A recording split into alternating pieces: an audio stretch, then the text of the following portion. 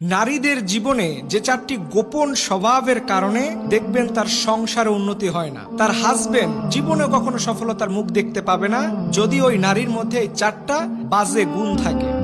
এক নাম্বার বাজে গুণ হলো যেই নারী তার হাজবেন্ডের ইনকামের প্রতি শুকরিয়া আদায় করে না। দেখেন এই নারী কতটা কপাল পোড়া নারী, যার খাবারের বন্দোবস্ত হয়, যার রিজিকের বন্দোবস্ত হয় তার হাজবেন্ডের উপার্জিত টাকার মধ্যে, উপার্জিত সম্পদের মধ্যে, অথচ ওই নারী কখনো তার স্বামীর কৃতজ্ঞতা, স্বামীর প্রতি শুকরিয়া আদায় করে না।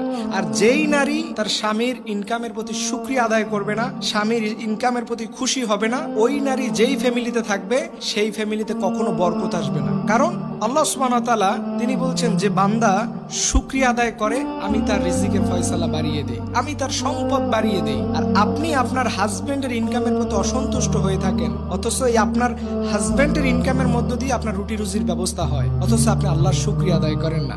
এটা গেল এক নাম্বার। দ্বিতীয় নাম্বার হলো ওই নারী যে দেখবেন সকালবেলা ঘুম থেকে দেরি করে ওঠে, এবং অনেক নারী আছে ফজরের সালাত আদায় করে না। আল্লাহর হাবিব মুহাম্মদ সাল্লাল্লাহু আলাইহি সাল্লাম বলছেন এই সকালের বরকতের ব্যাপারে, আল্লাহুম্মা বারিক লি উম্মতি ফি বুকুরিহা, হে রব আপনি আমার উম্মতদেরকে ফজরের মর্নিং শোজের সকালবেলার বরকত আপনি নসিব করেন, অথচ আপনি নারী হয়ে ঘুমিয়ে থাকেন, ফজরের সালাত আদায় করেন না। আর আপনার ঘুমিয়ে থাকার মধ্য দিয়ে আপনার হাজবেন্ডের, আপনার স্বামীর জীবনের সংসার উন্নতি লাভ করতে পারে না। এটা গেল দুই নাম্বার। তৃতীয় নাম্বার হলো ওই নারী যে স্বামীর নিকটবর্তী আত্মীয় স্বজনদের সাথে সম্পর্ক রাখতে চায় না। দেখবেন স্বামীর বাবা মায়ের সাথে সম্পর্ক রাখা যাবে না, স্বামীর ভাই বোনদের সাথে সম্পর্ক রাখা যাবে না, স্বামীর ফুফু এবং খালাদের সাথে সম্পর্ক রাখা যাবে না। এইরকম সেন্টিমেন্টের যার স্ত্রী ঘরের মধ্যে থাকবে সেই পুরুষ কখনো সফল হতে পারবে না। কারণ আল্লাহ সুবহানাহু ওয়া তাআলা এবং হাদিসের মধ্যে এসেছে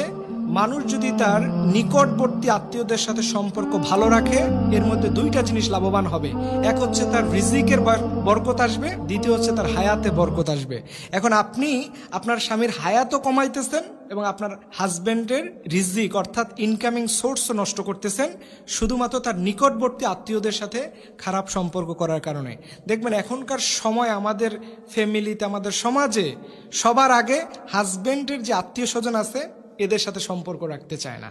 এরকম নারীদের সংখ্যা অনেক বেশি।